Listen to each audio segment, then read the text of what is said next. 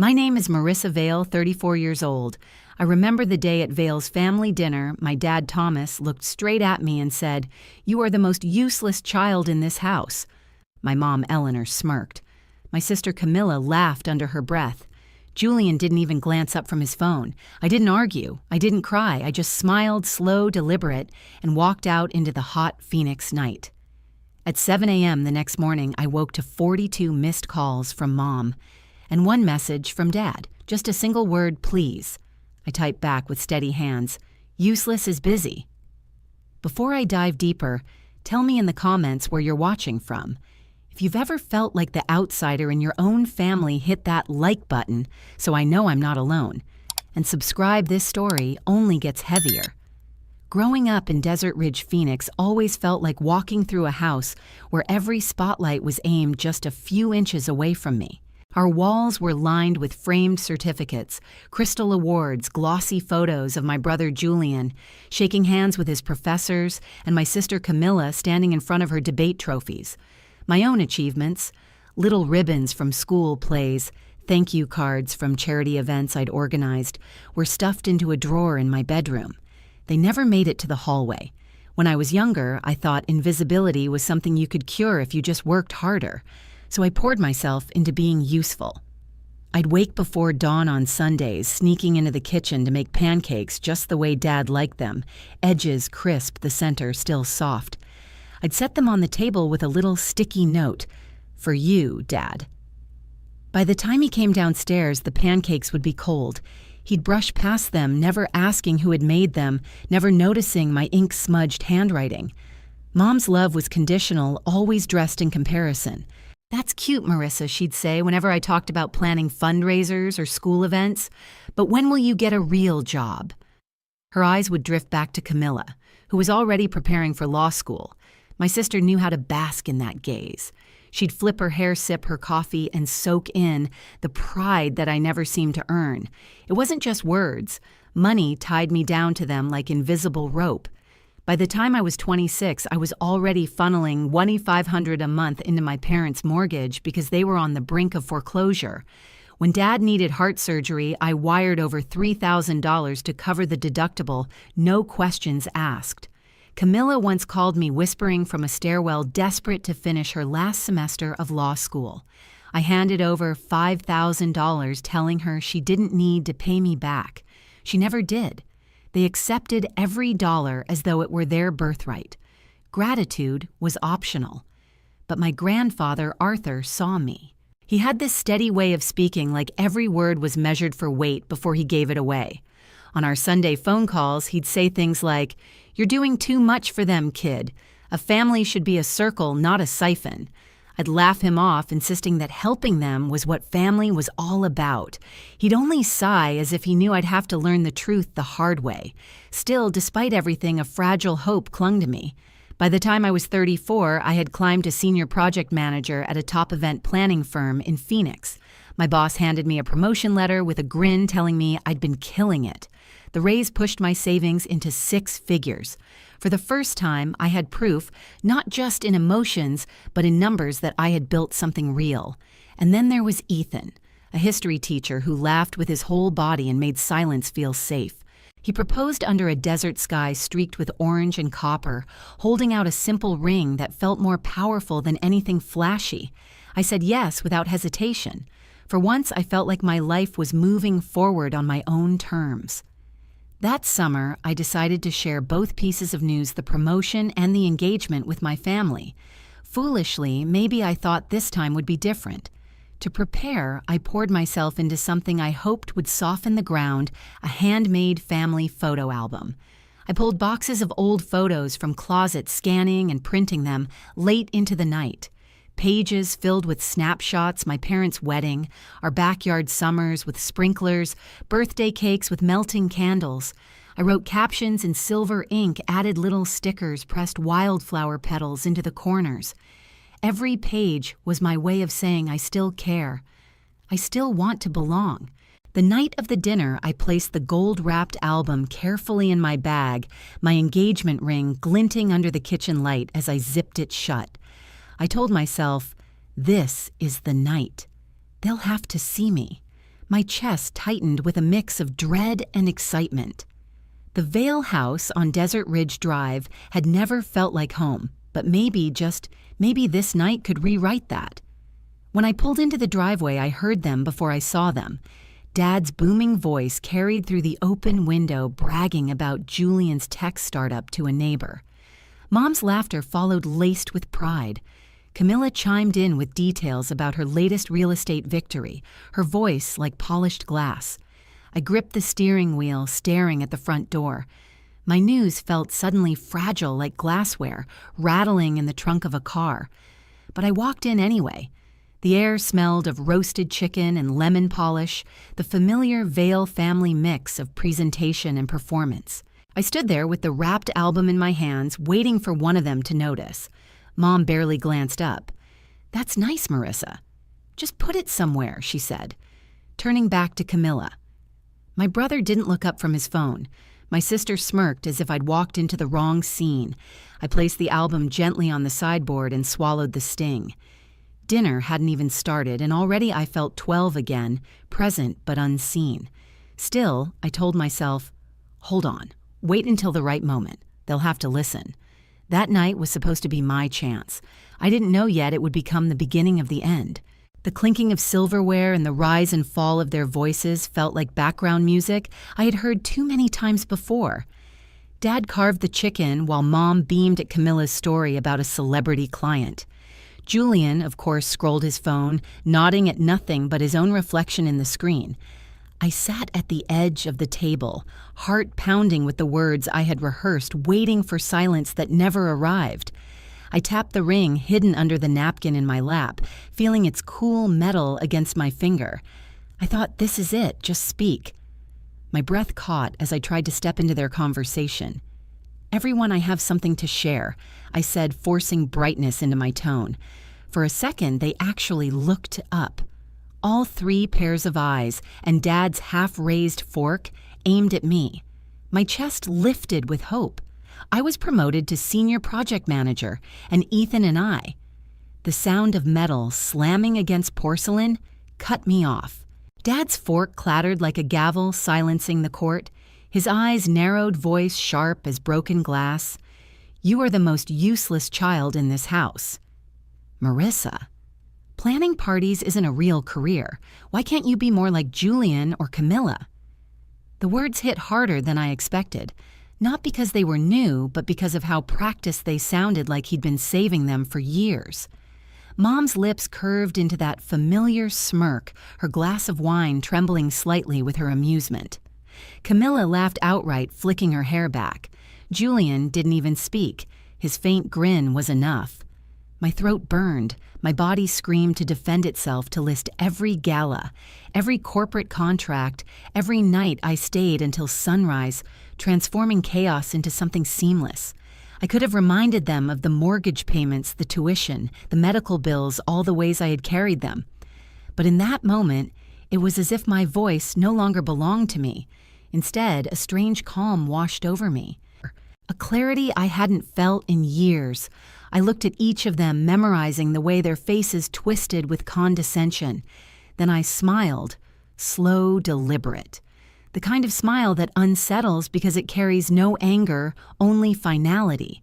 Their laughter faltered. Mom's smirk loosened. Even Dad blinked, unsettled by the silence that followed. I stood up the scrape of my chair across the tile, echoing through the dining room. I slid my purse over my shoulder, glanced once at the gold-wrapped album sitting untouched on the sideboard, and left it there. Some gifts are wasted in the wrong hands. Marissa. "Where are you going?" Dad's voice rose behind me, uncertain now. I didn't answer. The door clicked shut behind me, soft but irreversible. Outside, the desert night wrapped around me like a furnace. The air smelled of hot asphalt and faint creosote from watered shrubs. I walked to my car with steady steps, though my legs trembled. Sliding into the driver's seat, I let the silence settle. For the first time in my life, I wasn't rushing to fix their mood, to soothe the storm. I was choosing myself. My phone lit up with the reflection of the dashboard lights. My hands hovered over the screen, then typed 3 words in the family group chat: "No more money."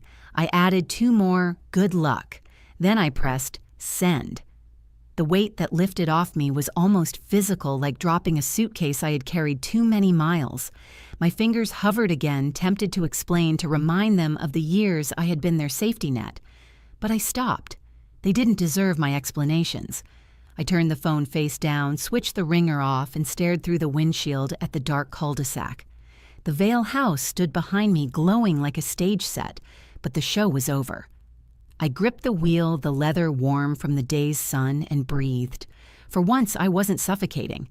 The drive home was a blur of headlights and empty desert roads. Phoenix at night hums differently, gas stations glowing like lighthouses, cicadas buzzing in the background, the faint taste of dust sneaking through the air vents.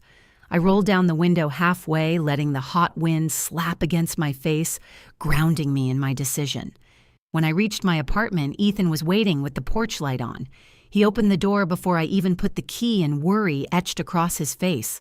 "What happened?" he asked. I didn't give him the whole story. Just enough. "I'm done," I whispered.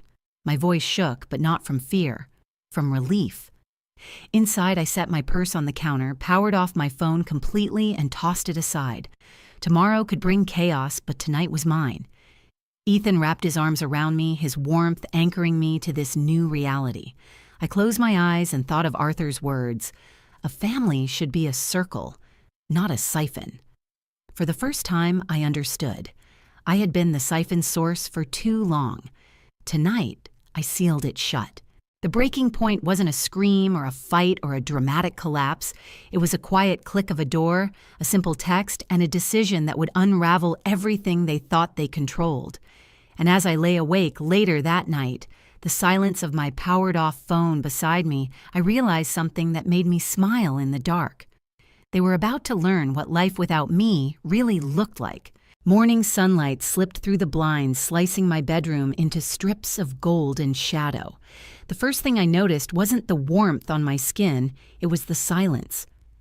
My phone sat face down on the nightstand, dead by choice, like an animal I'd finally stopped feeding. For years, my mornings began with calls from Mom, reminding me of a small favor, or texts from Camilla, with Venmo requests she labeled as temporary. That morning, nothing buzzed. Nothing demanded. I poured myself coffee, black and bitter, and sat at the kitchen table with my laptop open. The cursor blinked in the search bar, patient and unhurried. My heart beat faster than it should have for what I was about to do. It wasn't loud revenge. No courtroom showdown, no screaming match at the dinner table. Just keystrokes. Quiet ones. The first was the bank. I logged into the joint account where my monthly transfers had been feeding their mortgage like an IV drip. My eyes scanned the transaction history, $1,500 every month, stretching back years. Each payment a tiny lifeboat keeping the Vale house afloat. I scrolled until my throat tightened. There it was, a pattern of sacrifice. My sacrifice. I clicked Cancel Recurring Transfer. The confirmation window popped up. Are you sure I let myself breathe? Then hit yes. Next, the hospital portal. Dad's surgery had been last year, but I was still listed as the secondary guarantor on the account. I clicked through pages until I found the option Remove Responsible Party. Another confirmation. Another, are you sure? This time I whispered to myself, yes, I'm sure. I thought of the gold-wrapped album I'd left behind on the sideboard, a symbol of me still trying. And then I thought of that text I'd sent before turning off my phone. No more money. Good luck. It wasn't just a warning. It was a vow. One by one, I moved through the digital threads that tied me to them. The credit card I'd opened for Julian when his startup hit a rough patch. Closed. The emergency family line with my name as co-signer. Terminated. I scrolled through my folders and created a new one. Vale Ledger. Inside, I started dropping PDF statements, bank receipts, screenshots of transfers. Each file was labeled neatly with dates and notes. It wasn't for them, it was for me. Proof that my worth had always been written in numbers they refused to acknowledge. Ethan came in halfway through, still in his t-shirt and shorts, hair sticking up. He set a hand on my shoulder, warm and grounding. You're documenting. he asked gently. I nodded. If they try to twist the story, I want the truth in black and white. He kissed the top of my head.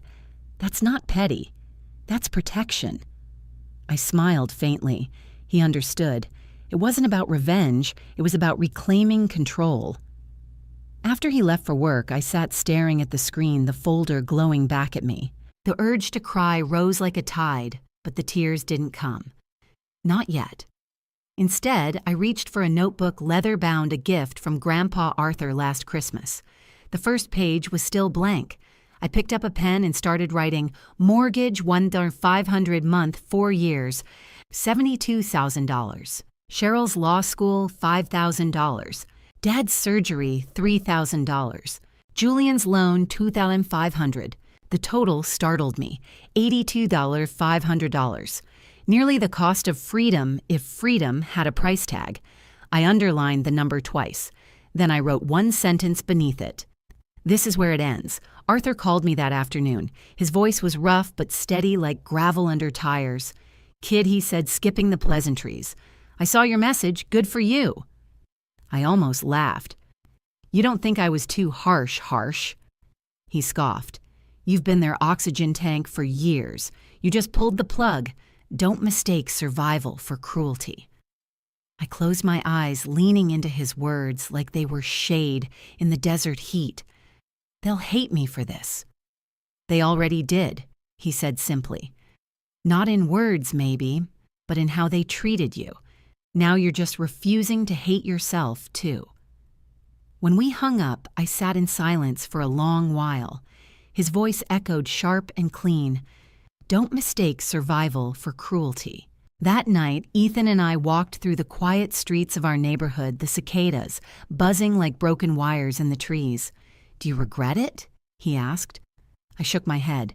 No, I regret waiting this long. My silent counterattack wasn't a single moment. It was 100 tiny decisions stacked together, closing accounts, ending transfers, keeping records. Every click of a mouse was a declaration, I am not your safety net. I am not your bank. I am not invisible. And yet, as freeing as it was, fear still lurked. Fear that they'd show up at my door, that they'd spin the story to the extended family, painting me as heartless. Fear that maybe, just maybe, without their approval, I'd crumble. But the truth.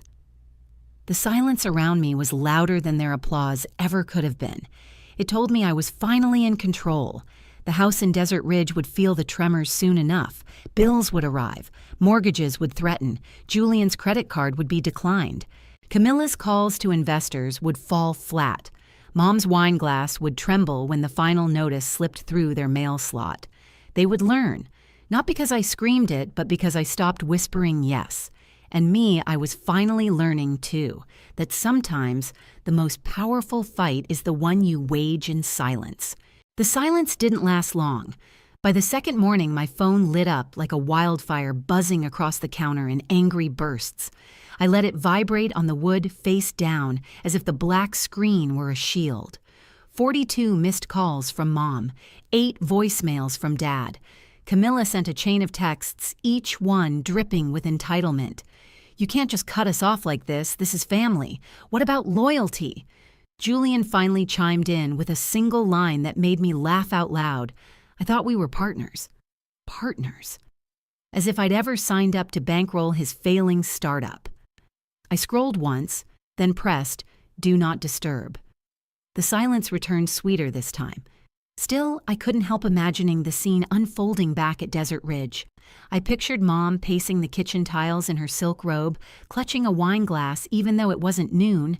She would hiss at Dad, You need to fix this, Thomas. She can't just walk away. Dad, red-faced, would pound the counter, insisting he had everything under control, even as the foreclosure letters piled on the sideboard, the same sideboard where my gold-wrapped album still sat unopened. Camilla would slam her phone onto the dining table, ranting about her collapsing condo deal, her investors pulling back because she didn't have the upfront funds anymore. Julian would retreat to his room hunched over his laptop, calculating how many weeks of server bills he could cover without my money. The house would thrum with panic, the kind of panic only silence from me could cause. The smear campaign started soon after. A cousin messaged me on Facebook. "Your mom says you're going through a selfish phase. Is everything okay?" An aunt emailed me a sanctimonious note about how families should come before pride. It was clear they were spreading their version of the story before mine even had a chance to breathe. For once, I didn't defend myself. I didn't write long explanations or send evidence. Instead, I dropped a single screenshot into the family group chat, a bank statement showing 4 years of mortgage payments, the amount bold and undeniable. I added no caption, no explanation, just the cold, hard truth. Minutes later, Mom replied, "That's not the point." I turned my phone off again. Arthur called that evening, his voice steady but edged with fire. "They're tearing each other apart," he said. "I spoke to your father this morning. He tried to spin it, said you abandoned them. I told him flat out he abandoned you first. I don't think he had an answer for that." Hearing his words, I felt a strange mix of sadness and satisfaction. Sadness for the family I kept trying to save. Satisfaction that the truth was finally undeniable. Meanwhile, Ethan noticed how tense I was, shoulders knotted, even as I folded laundry. "They're not used to boundaries," he said, handing me a warm towel. "They'll push harder before they back off." He was right. The next day, Dad left me a voicemail that began with shouting, "You're destroying this family," and ended in a choked whisper, "We need you, Marissa." The contrast almost broke me. Almost. But I remembered every time they called me useless, every smirk, every time my name wasn't in the hallway of framed photos. I pressed delete. At work, I found myself more focused than ever. Planning a corporate gala for 3,000 guests felt easier than sorting through the wreckage of the Vale household. My assistant asked if something was different about me. "You seem lighter," she said. I smiled. Maybe I was. Back at Desert Ridge, their fragile unity cracked wide open. Camilla accused Dad of driving me away with his cruelty. Julian snapped at Camilla, saying she'd leeched off me too. Mom tried to play mediator, but dissolved into tears when the foreclosure notice finally arrived, stamped in red. Dad stormed out, slamming the door so hard the chandelier rattled. Arthur told me later it was the loudest fight he'd ever heard echo through that house. About time they faced themselves without you as the glue, he said. I didn't gloat. I didn't rejoice. I simply folded another document into my growing Vale ledger folder, another piece of evidence for myself. Every boundary I set became another layer of armor. But I could feel the war wasn't over. Their chaos had only just begun, and they weren't going to accept their downfall quietly. They would reach for me again, pull, twist, scream. This was no longer about money. It was about power. And for the first time, the power wasn't in their hands anymore. The wedding day arrived with the desert sun pouring molten gold across Scottsdale. Our backyard had been transformed with string lights draped from mesquite trees and rows of white chairs pressed into the grass. The scent of wildflowers and eucalyptus hung in the air, carried by the faint evening breeze. I smoothed my dress, a simple gown flowing and light, chosen not to impress my family, but to honor myself. Only one relative sat in the front row, Arthur. His posture stooped, his hands trembling, but his eyes locked on me with pride so sharp it almost undid me. Everyone else, the ones who had feasted on my sacrifices, who had laughed when I spoke, were not invited. Their names weren't on the guest list. Their absence felt heavier than their presence ever had. As the ceremony began, Ethan took my hands. His voice, soft and steady, cut through every old echo of ridicule. "Marissa Vale," he said, "you are everything." My heart caught, not because of surprise, but because of certainty. For once, love didn't feel like a transaction. It felt like home. But the peace didn't last. Halfway through the vows, a shadow crossed the edge of the yard. The gate creaked, and there she was, Eleanor, my mother. Heels sinking into the grass, her expression taut with a smile meant for cameras, not for me. Gasps rippled through the guests. She carried the gold-wrapped photo album in her hands, the one I had left on the sideboard weeks ago. "Marissa," she called out, her voice, syrupy, trembling at the edges. "I came to bring you this, a reminder of family." Every muscle in me stiffened. Ethan's grip tightened, ready to shield me if I faltered. Arthur slowly rose from his chair, his cane thudding against the ground.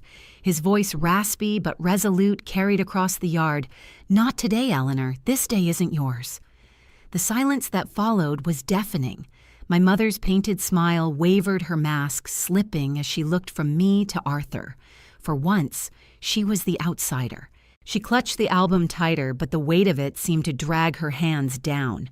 Finally, she placed it on an empty chair near the back and walked out the same way she had come, her perfume lingering like a ghost. The ceremony resumed, though my pulse raced. When it ended, Arthur motioned me over.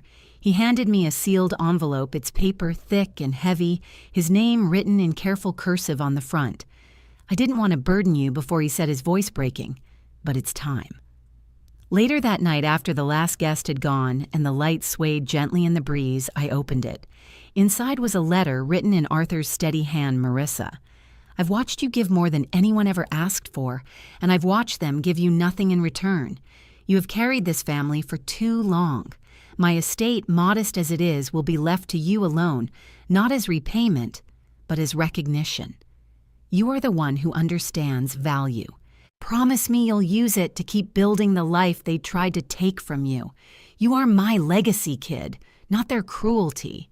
My eyes blurred, but I read it twice, letting each word sink into the cracks their dismissal had carved in me. The echo of my father's voice, useless, faded, replaced by Arthur's steady declaration, "You are my legacy." I folded the letter carefully and slid it inside the front pocket of the album my mother had dropped off. The same album they had ignored now held Arthur's truth like a hidden spine. For once, family history wasn't written in their laughter or their insults. It was written in ink that recognized me. That night, as Ethan and I danced under the stars, I realized something. The confrontation I had feared wasn't about shouting them down or proving my worth in their eyes.